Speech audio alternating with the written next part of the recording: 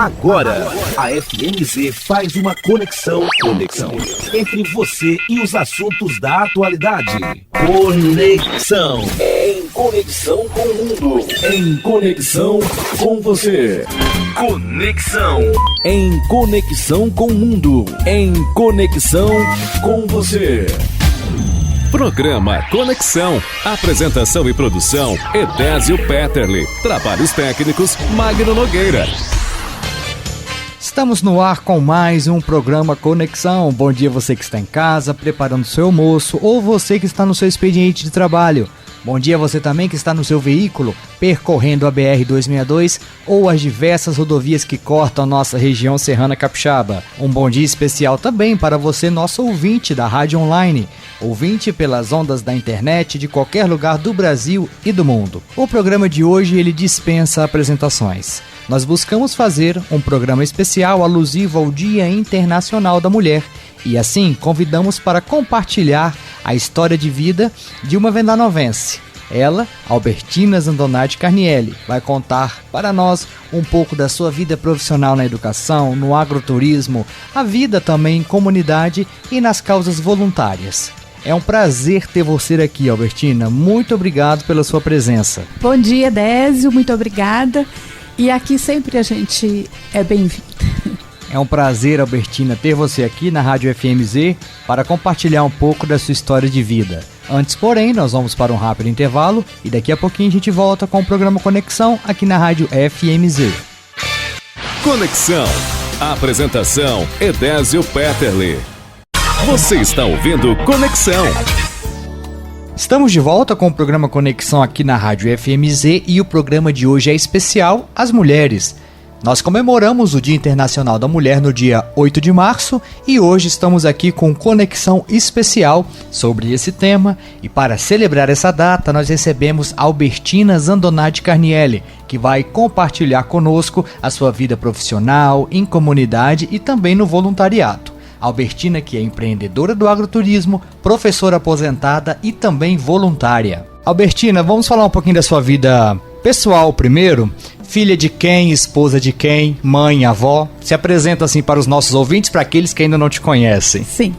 Então, meu nome de nascimento, Albertina Zandonati. Eu sou a 8ª filha de Justina Mascarello e Vicente Zandonati. E nós somos 12 irmãos, 4 dos quais faleceram, né?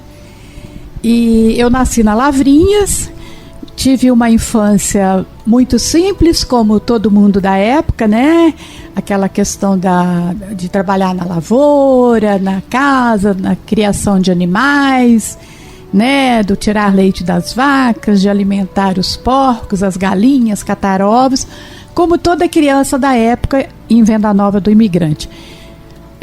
Faz bastante tempo, porque eu nasci em 1954, completei 70 anos. Né? E a minha infância foi uma infância assim, sempre de trabalho junto com a família e lazer aos domingos que a gente brincava. Eu estudei na Escola Singular de Lavrinhas até a 4ª série, até o 4º ano, na época chamava-se ano, né? E eu me lembro que a primeira escolinha ela ficava mais acima, lá no Vitorino Calimã. Era uma salinha só, né, onde estudavam quatro turmas. E aí no 2º ano já se construiu uma outra escola perto ali do Eugênio Calimã, perto da Matinha, com 2 salas de aula. E ali tinha uma cozinha pequenininha, tinha 2 banheiros, era bem interessante, né? E já tinha água, porque na primeira escola que eu estudei não tinha água, tinha o quartinho, onde a gente fazia as necessidades, né, atrás da escola. E não tinha merenda, a gente tinha que levar de casa. E que gostoso era o que a gente levava de casa. A gente levava inhaminha assado, chuchu, banana, laranja, ovos cozidos na água. Uma infância muito simples, de muita simplicidade. Eu me lembro que até o 4º ano eu estudei descalço.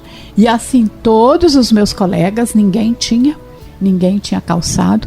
A gente adquiriu o primeiro calçado na primeira comunhão, né? E aí ainda passava para as irmãs, porque ficava pequeno. E para esse calçado a gente só ia na igreja com ele, ainda levava na mão, levava um pano velho para lavar os pés na igreja e calçar depois esse sapato depois da primeira comunhão. Então a minha infância foi assim, de muita simplicidade mesmo, vivendo na família, trabalhando, participando da igreja, de todas as celebrações, as rezas. E casamento foi por aqui em Venda Nova mesmo? Sim, foi aqui em Venda Nova, mas coincidentemente eu não conhecia. Me casei com o Leandro Carnielli, né? E em 1981 e fui morar na Providência, porque era muito costume da época, quando se casava, e morar na família do marido. Então eu fui morar na Providência e moro até hoje na mesma casa.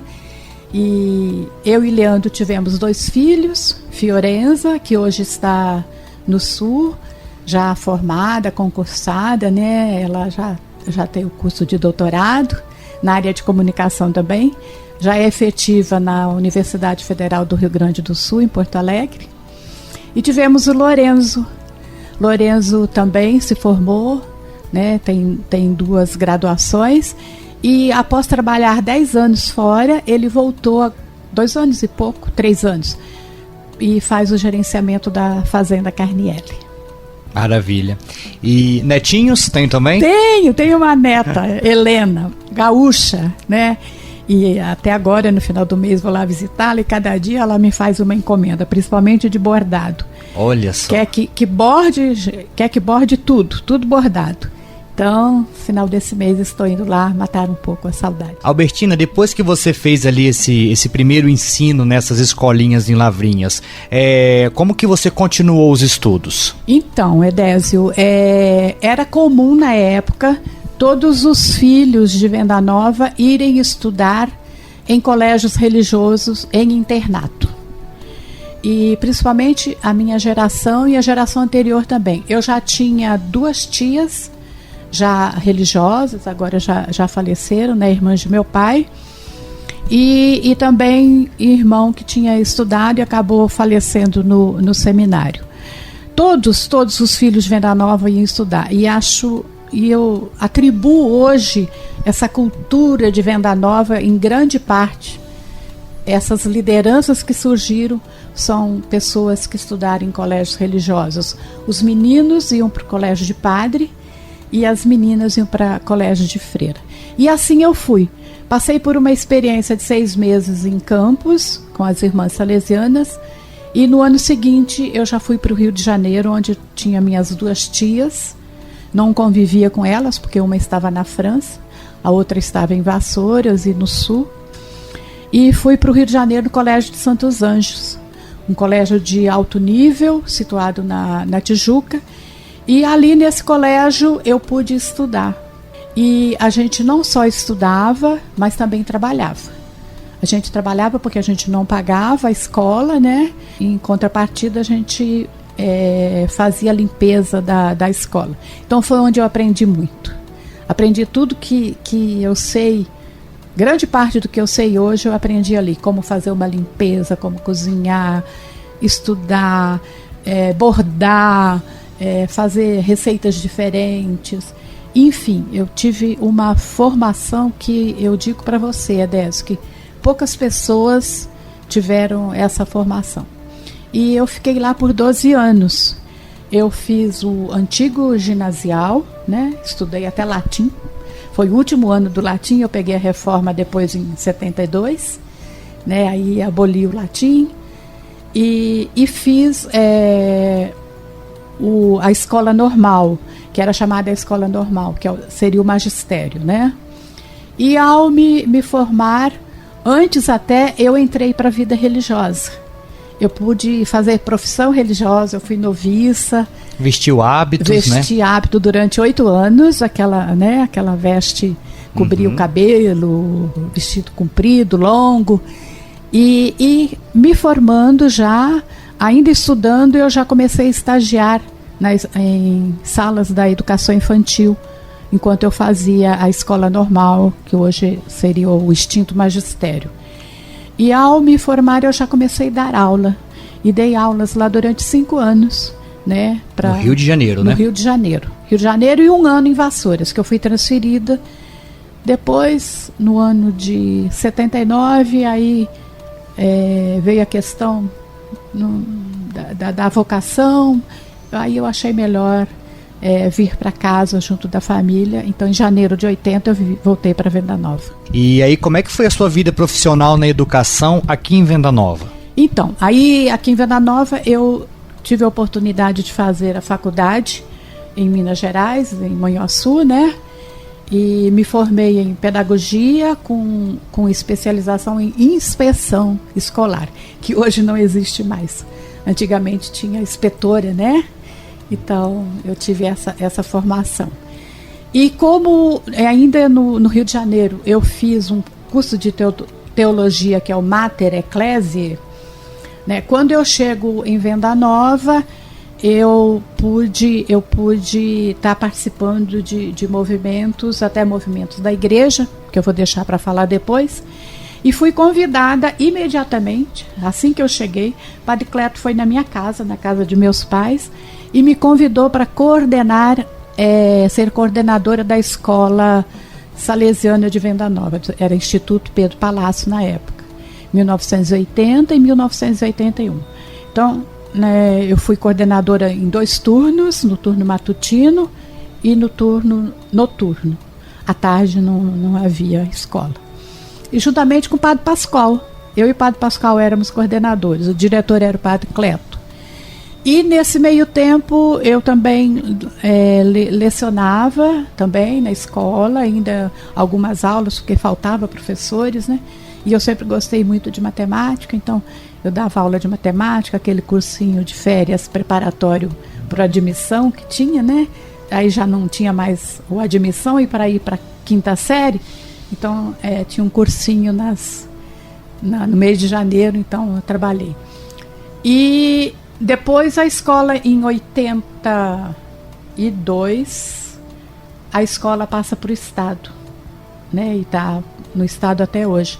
E aí passa a se chamar, então, Fioravante Calimã, Escola Fioravante Calimã. Continuei ainda como coordenadora, como professora. E até em 87, quando eu faço concurso do Estado, e aí, então eu fui dar aula na saúde, lá no Calimã, por 2 anos, alfabetizei, e interessante que eu dava aula para 4, 5 séries na mesma sala. Eu tinha que fazer a merenda, eu tinha que limpar a escola, e ainda fazia a horta, reflorestamos lá o pátio. Nossa, foi uma realização lá. Foi a escola onde eu me realizei. Hoje essa escola não existe mais, não, né? A construção está lá, está de pé, sim. Mas depois todo o município trouxe os alunos para as escolas urbanas, para os núcleos, né? Uhum. E aí, no primeiro remoção que teve, eu consegui me remover para o Domingos Perim, onde foi a minha grande experiência como professora. Foram muitos anos. E trabalhei, acho que mais de 20 anos. E ali eu fui professora, fui eleita, tinha ainda eleição, fui eleita diretora, depois fui coordenadora. Pleiteamos a construção do prédio atual da escola, porque a escola só tinha 4 salas, né? E fizemos um trabalho muito interessante, muito gostoso, junto com os pais.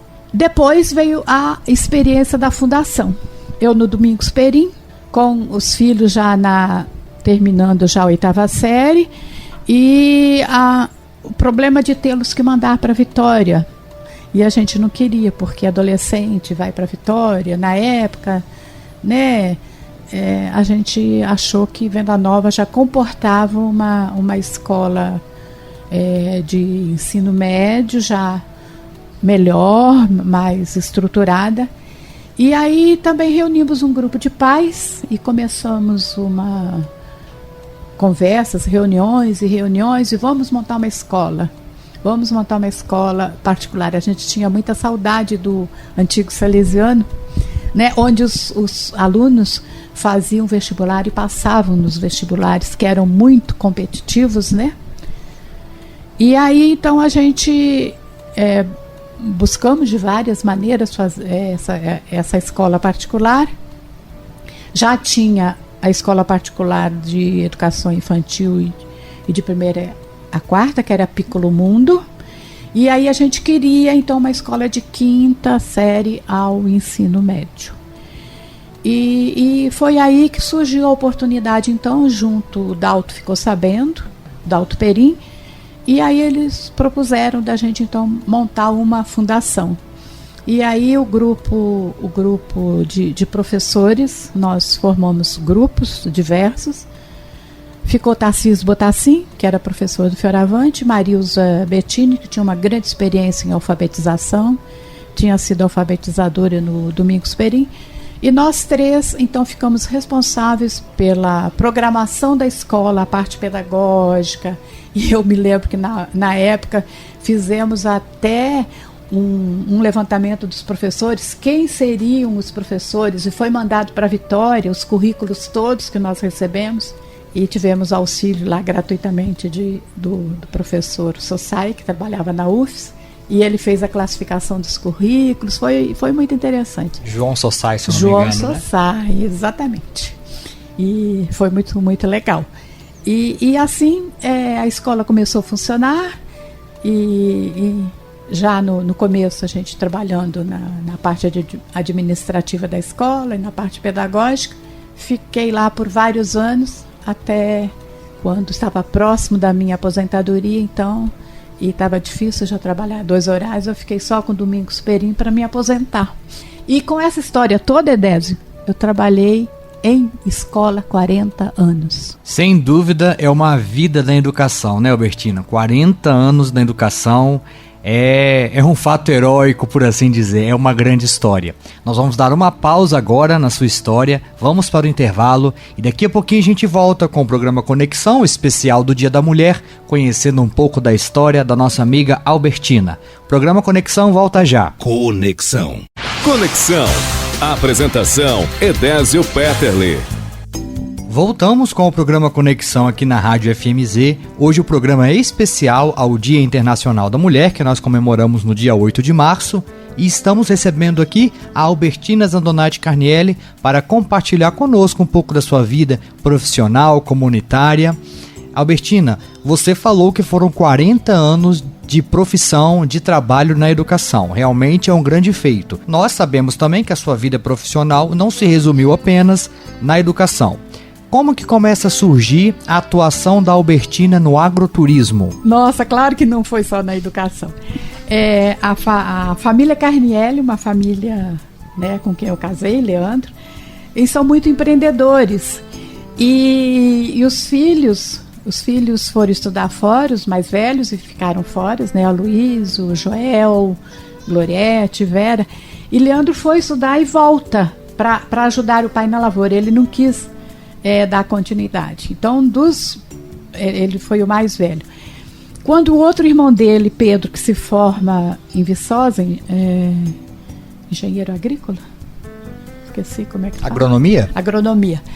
Ele veio com propostas muito interessantes de modificar um pouco a prática agrícola. E aí, o cultivo do café, as vacas, porque a gente tinha aquelas poucas vacas que davam pouco leite, se fazia o queijo, teve uma história toda do queijo, desde a vinda dos antepassados. E aí ele propõe aos irmãos e ao pai de trocar as vacas, vender aquelas vacas que ele chamava de pé duro, né, pé D para vacas de PO. E então eles fizeram isso, né? Foram buscar animais fora e trouxeram. E aí esses animais começaram a produzir muito leite. A gente tirava 3 litros de uma vaquinha e agora passava a tirar 15, 20 litros. E aí isso chamou a atenção do povo de Venda Nova. Os primeiros que foram conhecer essas vacas foram os vizinhos. Eu me lembro do Zorzal, do Busato, do Brioski, irem lá conhecer essas vacas. E aí uma das primeiras coisas que a gente fez foi comprar a ordenha mecânica, porque era muito complicado você tirar o leite, muito leite, Tirar tanto leite, né? Como se Sim, deu um com a salto mão. aí na produção, né? Sim. E continuar da maneira manual. E aí que chamou mais atenção ainda, aquela ordenha mecânica. E aí todo mundo queria vir no curral para ver a ordenha. E geralmente era na parte da tarde, porque a da manhã era muito cedo, né? E as pessoas sempre muito atarefadas. Chegando essas pessoas que vinham conhecer, queriam saber de tudo, como era e tal, e queriam no curral. E aí muitas das vezes eles viam o seu Domingo torrando café, sentia aquele cheirinho, me arruma 1 quilinho desse café. Os filhos de Venda Nova que estavam estudando fora, em Vitória e outras cidades, para eu levar, né? Principalmente os filhos ali do centro, que os pais eram do comércio e não tinham produção de café. E aí seu Domingos começou a arrumar 1 quilinho de café. Depois tinha o moinho de fubá, de pedra.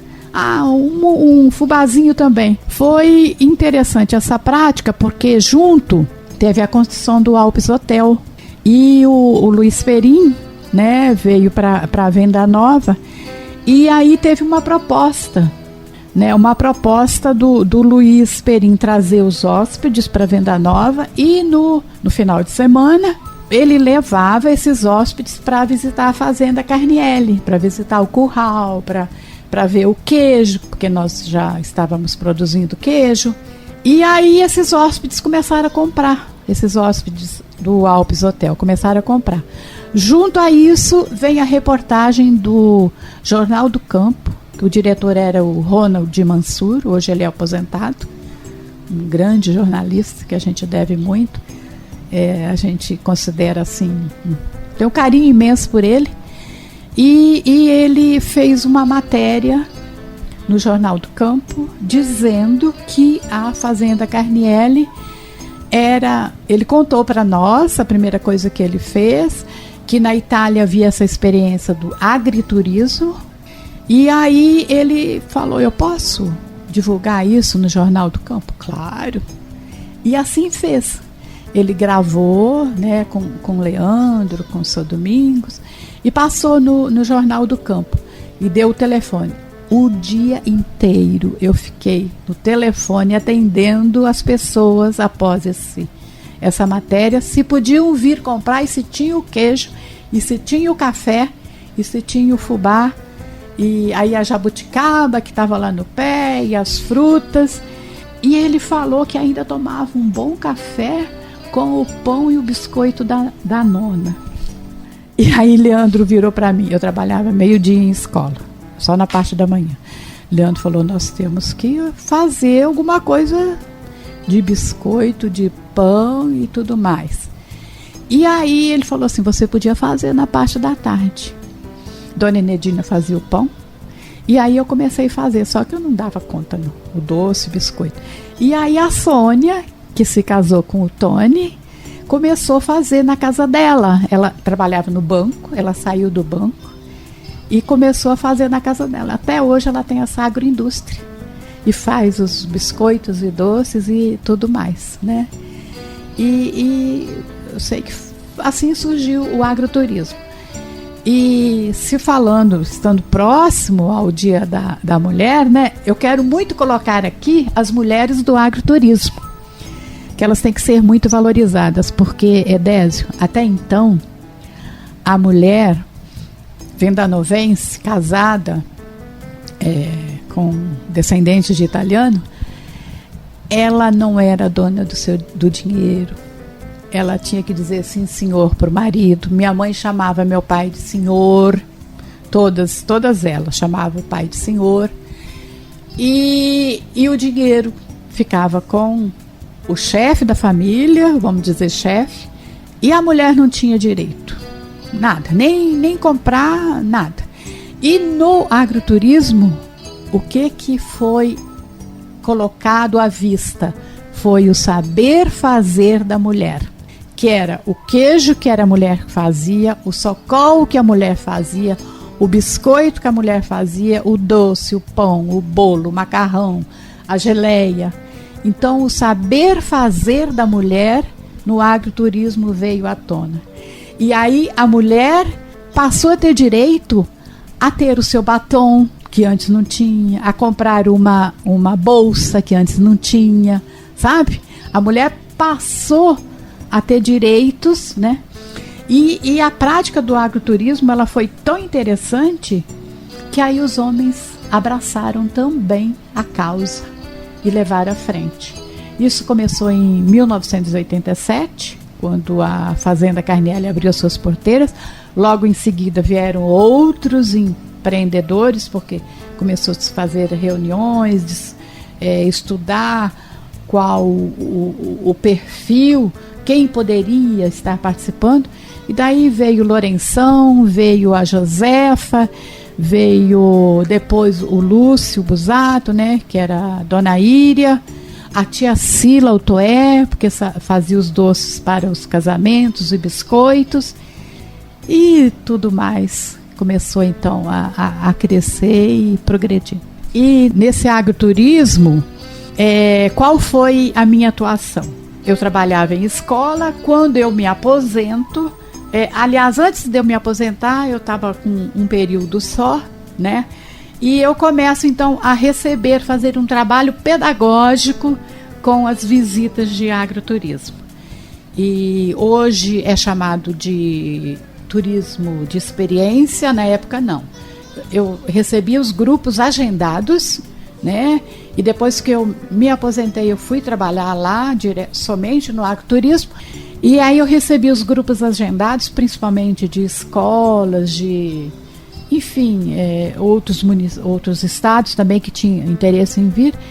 E daí a gente fazia toda uma palestra interativa, mostrando tudo, falando. Saindo um pouquinho da vida profissional, então, Albertina, eu queria falar um pouco da vida em comunidade, né?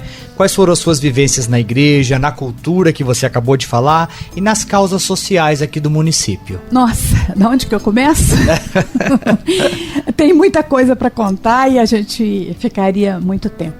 Desde que eu cheguei em Vila Nova em 1980, era pároco daqui, o primeiro padre que veio para ficar fixo, Padre Emílio Beltoldero. Ele era italiano e assim que ele soube que eu cheguei, como o Padre Cleto foi lá me convidar para ser coordenadora da escola, ele foi me convidar para ser coordenadora da catequese, da paróquia. Olha, cara, preciso de você, venha. E aí fomos lá. O que o senhor precisa? O que podemos fazer? Você vai coordenar todo a catequese do município e vai dar o curso para as catequistas. E aí organizamos junto com Jesus, com Aldi e outras pessoas mais, e organizamos toda. Inclusive ele me mandou para Vitória, que eu não esqueço nunca, eu tenho isso, para comprar os catecismos para toda a paróquia. E me deu dinheiro à vista, dinheiro vivo. E vou eu para Vitória de ônibus comprar. Cheguei lá para comprar os catecismos, fizemos uma escolha, uma análise, e ele dava total autonomia para a gente escolher, né? E aí analisei bastante. E era até um ex-padre, ele não tinha para entregar e não quis receber o dinheiro. E falou assim, não, eu vou fazer encomenda, quando chegar, Padre Emílio me paga. Eu falei, não, mas recebe. Não. Daí eu saio de lá, deixei tudo encomendado, bonito. Entro numa loja para comprar um material. Saí da loja, comprei e fui para a rodoviária. Quando eu entrei num ônibus apertadíssimo, lotado, quando eu chego na rodoviária, que eu vou pagar a passagem, cadê a minha carteira? Tinha cortado a minha bolsa e carregado minha carteira com todos os documentos e mais o dinheiro todinho. E quando eu cheguei aqui para falar pro Padre Emílio, que ele era bem severo, tá? Nosso Padre Emílio era muito exigente. Aí eu corri com o Padre Pascoal, né? Mais amigo, mais benevolente, mais... Aí o Padre Pascoal, não. O Padre Pascoal contou pro Padre Emílio. E nisso, antes de eu chegar em casa, eu já passei na casa do meu irmão e falei pro meu irmão, você me empresta o dinheiro? Depois que eu começar a trabalhar, eu vou te pagando porque eu fui roubada e era muito dinheiro, tá? Era 3.500 cruzeiros. Era muito dinheiro. E aí meu irmão falou que sim, que prestaria. Não, mas não deu meia hora, o Padre Emílio apareceu lá em casa. Não vai me pagar, não tem problema. E aí aconteceu isso. Bom, passou. Coordenei a catequese, né, por 2 anos, depois eu me caso, aí não foi mais possível. Sempre atuei muito, né, em todas as áreas da igreja. Participei de várias vezes dos conselhos, do CPP, do conselho tanto paroquial quanto aqui da matriz, né, da comunidade. Fui ministra da palavra, né, quando não tinha padre, a celebração era presidida por um ministro da palavra, várias vezes. Fiz vários cursos, dei vários cursos, né, de teologia, de preparação para ministros, enfim. Muitos trabalhos também na área religiosa, né, Albertina? Olha só, a gente vai fazer mais uma pausa aqui no nosso programa, vamos para o intervalo, mas é rapidinho, daqui a pouco a gente volta com o programa Conexão, aqui na rádio FMZ. Conexão, em conexão com o mundo, em conexão com você. Conexão, apresentação Edésio Petterle. Voltamos com o programa Conexão aqui na Rádio FMZ e estamos conversando sobre a história de vida, profissional e comunitária da nossa amiga Albertina Zandonati Carnielli.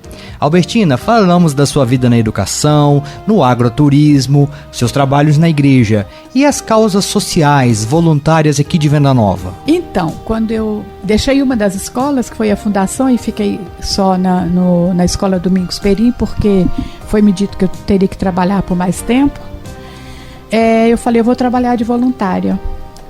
E eu visitei vários locais de voluntários, e, né, a pastoral da saúde, o apostolado da oração, voluntárias do Hospital Padre Máximo, enfim, e as voluntárias da APAI. Quando eu chego na APAI, que eu vi as crianças especiais, eu tive assim uma gratidão muito grande a Deus pelos meus filhos terem nascido perfeitos. E eu disse, é aqui que eu vou trabalhar, em agradecimento a Deus por ter recebido, e estou lá até hoje, já são muitos e muitos anos.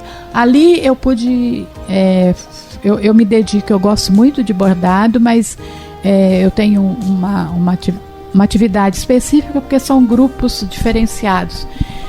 Eu trabalho na questão dos riscos, escolho os motivos, eu até faço desenhos próprios. Hoje eu estou fazendo um projeto que é de Venda Nova, só riscar coisas que são de Venda Novas para serem bordadas. E lá na APAI, além de fazer esses riscos todos, eu trabalhei muito também na questão de estatutos, a parte escrita, porque a minha formação foi inspetora, né, dentro da pedagogia, então você tem muita possibilidade, assim como nas outras escolas eu fiz, na fundação e tudo mais. E aí eu comecei então a trabalhar na APAI. Fundamos a associação junto lá com as colegas, que se chama AVAPAI, Associação das Voluntárias da APAI. Estou lá até hoje e eu trabalho toda segunda-feira à tarde. Logo depois fui convidada pela dona Inedina para ir fazer esse trabalho também nas voluntárias do hospital. E fui, logo em seguida. E lá eu vou toda terça-feira e, quando possível, às quintas-feiras também. Terça-feira à tarde, quinta-feira. Então, 3 tardes na semana eu reservo para essas atividades. Isso quando eu posso, porque nem sempre é possível. Às vezes tem uma reunião, tem uma viagem e tudo mais. E lá eu faço então também o mesmo trabalho com riscos.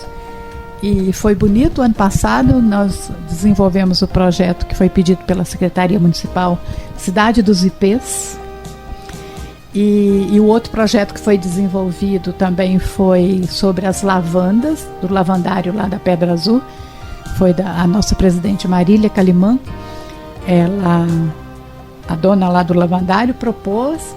E aí os riscos, então eu faço os riscos, aí passo para o tecido, e aí as demais voluntárias bordam. Albertina, você citou aí agora há pouco o nosso assunto final aqui da nossa conversa, que foi o Covid-19, né? Você foi uma das pessoas que, assim como eu também, contraí, mas teve mais gravidade, o seu caso, né, Albertina? Então, desse período aí, o que você pode contar pra gente desse período da Covid-19? Edésio, eu fico emocionada. Você falou Covid-19, para mim foi Covid-21. Assim que começou a divulgar na televisão, eu digo para você, eu tive todos os cuidados. Assim, minuciosos. Eu só saía de casa, para ir no supermercado e farmácia. Mas ainda com todos os cuidados. Nada entrava dentro de casa, nenhuma roupa, nenhum calçado. Notas que eu recebia, eu não levava a bolsa, eu levava sacola de plástico, pendurava lá no varal. E eu não sei. Enfim, acho que eu fui predestinada e adquiri. Peguei a Covid em março de 2021. Foi o pior período, que não tinha vaga para nada nos hospitais, não tinha UTI, não tinha oxigênio.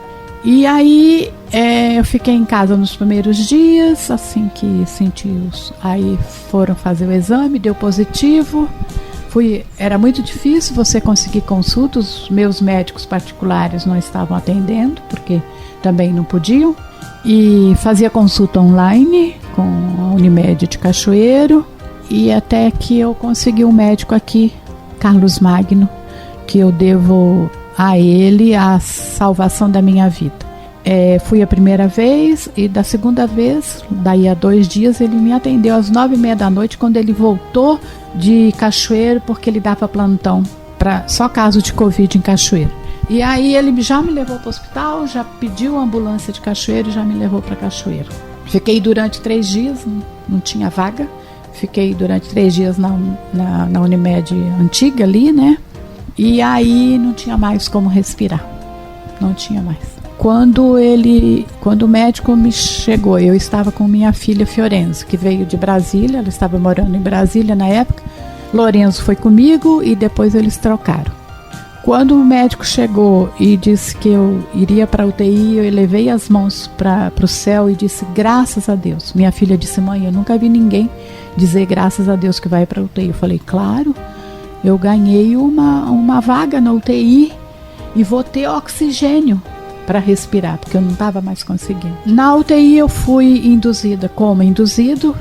Foram vários dias, 14, 19, já nem esqueci tudo.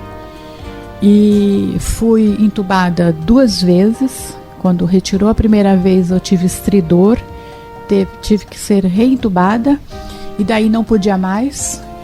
E aí eu tive que fazer traqueostomia, tem até a marquinha aqui no meu pescoço. Passei por hemodiálise, porque meu rim não funcionava, meu pulmão foi perfurado, teve que fazer a drenagem também, né? Botar catéter e tudo mais. Passei, Edésio, pela experiência do quase morte. E é uma experiência, assim, muito, muito diferente de tudo. Porque a gente tinha, não eram sonhos. Enquanto você está em coma, você não tem sonhos, você tem delírios. E aí eu estava num hospital em outro país, estava no hospital nos delírios, em Brasília, um monte de coisa. Mas um delírio que eu achava que fosse, foi bem diferenciado, que depois foi comprovado que foi a experiência do quase morte. E eu via o meu corpo na cama, rodeado de pessoas vestidas de branco e verde, fazendo massagem no peito, e eu me elevando nas alturas. Cheguei num lugar iluminado, que não dá para descrever, não é essa luz, não é a luz do sol, é uma coisa diferenciada. E lá eu estive com Jesus e Maria. E uma voz muito clara me disse, você vai voltar para a terra porque você tem uma missão a cumprir. Voltei, quando eu tive altas, depois eu falo, que daí há uns 3, 4 meses eu pedi vou chamar de relatório, mas tem outro nome, no hospital. Vieram 1.500 páginas na internet. Tem tudo prescrito. Prontuário, acho que é, né? Prontuário. Tem tudo escrito, tudo que você fez, tudo que você tomou, tudo que é minucioso. Lá na página 700 e tanto, fala que eu tive que ser reanimada. Então tá comprovado que eu passei por essa experiência. E assim, é uma experiência incrível, porque quando eu consigo sair da UTI, né, que eu tava... aí meus filhos não podiam ficar lá mais, o Leandro nem chegou aí porque já tinha mais de 60 anos, não podia, e não tinha visitas. A gente ficava isolado, sozinho, cheio de aparelhos ligados, e acho que o médico me tirava do coma por um pequeno período e ligava para a família, ligava para os meus filhos, para o Leandro também. E aí Fiorenza falou assim: mãe, se você está me ouvindo, pisca o olho. E eu me lembro que eu pisquei o olho direito, o esquerdo eu não consegui piscar. E eles ficaram felizes da vida. E aí depois eu tive um belo dia lá, eu tive alta da UTI, fui pro quarto, e aí sim eles puderam ficar comigo. Mas nesse meio tempo, Lorenzo pegou Covid de mim, Fiorenza pegou, Lorenzo passou para a esposa dele e foi o período que eu estava na UTI, então eles se curaram em casa. Todos os casos com menos gravidade, né? Com menos gravidade. Perderam o olfato, perderam o paladar, mas menos gravidade, não precisaram de ficar internados. E aí depois de 2 meses e tanto, eu tive alta. E você não imagina a sensação que é de você sair de um hospital na cadeira de rodas ainda, sem falar, porque eu não dava para falar por causa da traqueostomia, né? E estava assim aberto ainda, o ar saía por ali e foi muito agoniante. Mas a minha alegria de eu vir embora, nossa, na cadeira de rodas, sem falar. E quantos cuidados, quantos cuidados, e tive toda a assistência em casa, num corpo clínico grande. Nossa, foi incrível. E eu tenho um vídeo do primeiro passeio que eu fiz. No dia seguinte o Leandro falou assim: vamos passear, senta aqui na cadeira de roda. E ele me levando na grama, na frente de casa, na cadeira de rodas. Foi incrível, nossa. Incrível.